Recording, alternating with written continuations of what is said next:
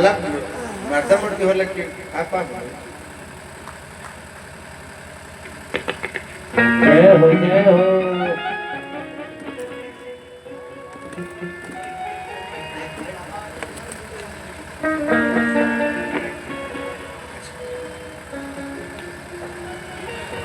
आप सबसे माफी चाहो, कुछ सेकंड का दिन माइक ले लेंगे। हम समर्थवान नहीं किए, बहुत छोटा सा आप सबके साथे रहे वाला एक व्यक्ति बने, लेकिन अजीत हलचल जी के 2 गो पैसा देवो, 1 गो पैसा दे सहयोग राशि काहे कि यहाँ के इतना नेक काम कैले बने, दिल हमारे गदगद हो गए।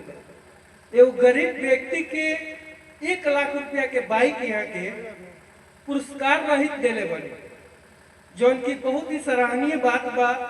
ये चीज के लोग थोड़ा सा नहीं समझ पाओ, लोग अनेक बात लोग कहता मंच के बाद के लोग में हई बा हो बा, इस चीज के समझे के चाहे। तो हमरा लगे बहुत कुछ नहीं के, 2 गो पैसा बा, 1 गो पैसा सहयोग राशि आ 1 गो पैसा भाई से दिल्ली लगाओ के चलते।